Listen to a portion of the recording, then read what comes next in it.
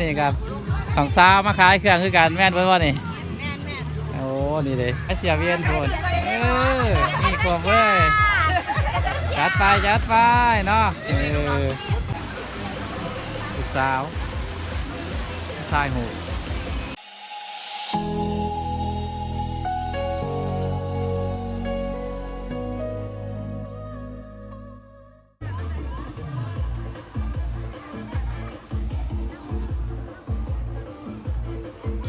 สบายดีเจ้าทุกคนมาพอกับ2บุญอินดี้เนาะตอนนี้ก็มาเปิดคลิปอยู่เขื่อนเด้อวันนี้ก็ฝากเบียกฝากงานเนาะลำไม่ลำมาแล้วทุกคนแล้วก็สิมาถ่ายบรรยากาศให้เบิ่งวันนี้ก็วันเสาร์เนาะทุกคนคนก็มาเด่นมาเที่ยวร้ายขนาดเนาะส่วนนี้ก็สิมาถ่ายบรรยากาศให้เบิ่งเนาะเฮาเมื่อบาทเนาะทุกคนเมื่อเอาทั้งสีมั่นเนาะเขาก็ได้สิมาแวะพาทุกคนชมบรรยากาศเบิ่งเนาะนี่ตอนแดงๆทุกคนเลยนี่เลยมาเบิ่งน้ำกันเนาะมีคนเด็กๆหัวขวานน้องทุกคนเดี๋ยวสิพาไปส้มเบิ่งบรรยากาศเนาะส่วนแรกๆอยู่เพื่อนนี่แหละพ่อแม่ประชาชนเนาะหลายๆพื้นที่เขาก็มาเด่นมาเที่ยวเด่นน้ำเนาะพาดูพาร้านเขามาเด่นได้สิพาไปเบิ่งห้านขายเครื่องตอนนี้ก็ถือว่าเต็มแล้วเนาะทุกคนส่วนหนึ่งที่เขามาต่างหากเนาะมาขายเครื่องในระยะส่วนอันนี้แหละเขาพรรษาทุกคนนี่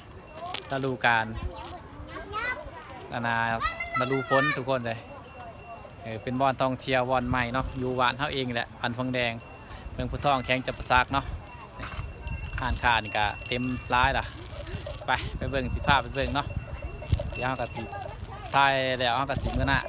เลยเนาะนี่ดิทั้งที่เฮาไปเอาอยู่บ้านเนาะเมื่อบ้านทุกคนเลยนี่ห่านแรกเลยเนาะห่านป่าเฮาเองเพิ่นก็มาขายเครื่องด้วยกันแล้วก็ห่านอาเฮาอีกตั้งเนาะห่านอาเฮาขายพวกน้ำดื่มเนาะของกินของอยากเนาะมาอุดหนุนกันได้หลายห่านกับมีเนาะไปเบาร้ายใหญ่ห้างเนาะทุกคนสิพาไปหล่อเบิ่งเนาะเจ้าส้มธรรมศาสตร์จักหน่อยนึงสิพารอเบิ่งห่านทุกคนเลยห่านป่ากับห่านนาฮะเนาะแต่กับห่านพี่น้อง พี่น้องผู้เข้ามาเด่นมาขายก็ถือว่าอยากนั่นแหละครบเลยเนาะทุกคนตูตีก็มีเนาะนี่สิมาดีวิวให้เบิ่งทุกคนแต่ละห่านแต่ละโฮงเนาะเสื่องแดงๆสีมีห่านยังแน่ขายยังแน่เนาะกระสิประมาณนี้เนาะขายตำบักหุ่งปีงไก่น้ำดื่มแต่ดาอย่างห่านขายเครื่องขายของนี่ครับของสาวมาขายเครื่องคือกันแม่นเพิ่นว่านี่โอ้นี่เลยมาอุดหนุนได้เด้อทุกคนว้ายคากร้ายเต็มที่เนาะทุกคนข้าวก็ดีเลยขายเครื่องของกินของอยากเนาะยังมีอีกหลายต่อเลยทุกคนยังบ่ทันได้มาตักเนาะกำลังจองพื้นที่กันหลายๆเนาะกูมาต่างกับมาต่างกันเลยทุกคนโอเคนี่กูต่างขายเนี่ยกับมีเนาะกูมาเด่นมาเที่ยวนี่บรรยากาศ2ขอบทางใส่เรือขาบ่ได้ก็คือเบียร์ด้วยทุกคนขายตามพวกคุ้งปีงไก่หลายอย่างขายเสียเวียนโพนนี่ขวบเว้ยจัดไปเนาะขายดีขายมาเนาะก็หาเต็มที่ทุกคนเลยซ้ำสีขายซ้ำแต่สีฟ้ามาเบิ่งทั้งปีทุกคนขาดหลายสีฟ้ามาเบิ่งทั้งน้ำเนาะนี่เลยนะทุกคนเขาก็เป็นน้ำเย็นสบายเลยนี่แหละบรรยากาศเนาะพาดูพาเต่าก็เด่นเนาะนี่แคมปิ้งกันจะคือที่พันนาด้วยล่ะทั้งเทิงเขาก็สีตั้งอีกเนาะประมาณนี้เลยเนาะสว่างแดงๆเนาะวันเสาร์ทุกคนไปเรือนี่ตั้งเป็นซ้ายเลยล่ะตั้งเป็นตั้ง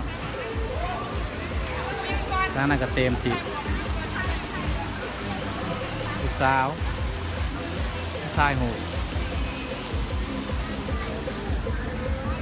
ทั้งนี้กำลังตั้งห้านขายเครื่องขายของหลายอย่างรวมๆกับสิประมาณนี้เนาะทุกคนถ่ายบรรยากาศให้เด็กๆน้อยๆไปจัดไปทุกคนเตรียมมาเด่นมาเที่ยวกันได้เนาะในห้อเขาอยู่ไซตัวถ่ายเลยดินี่แหละประมาณนี้เนาะทุกคนถ่ายให้เบิ่งเด็กๆน้อยๆวันเสาร์เขามาเด่นมาเที่ยวก็ถือว่าคือคืนกันด้วยทีเดียวเนาะวันเสาร์ก็ได้วันอาทิตย์นี่ก็สิมีคนอยู่หรอกร้ายคือเก่าส่วนหนึ่งเนาะ มาส่วนหนึ่งยังอีกส่วนหนึ่งยังบ่ทันมาเด้อครูเขาสิมาขายเครื่องเดี๋ยวถาเบิ่งมือง่าเนาะสีร้ายสีน้อยสำไรมาเบิ่งกันตามนั้นเนาะก็สิประมาณนี้เนาะทุกคนนะคลิปนี้ก็จบไปซ้ำนี่แหละถ่ายน้อยเล็กๆน้อยๆให้เบิ่งเดี๋ยวถาเบิ่งเรื่อยๆสิอัปเดตให้เบิ่งเรื่อยๆเนาะในฤดูฝนบายพอกันในคลิปหน้า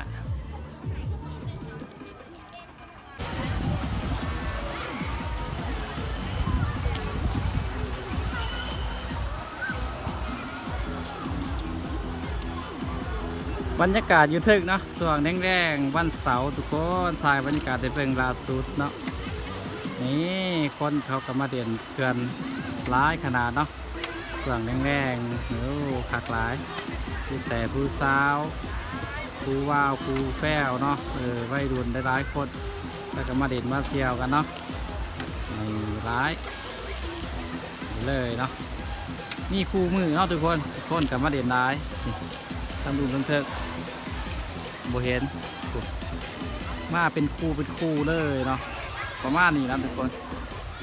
ตามนั้นเลย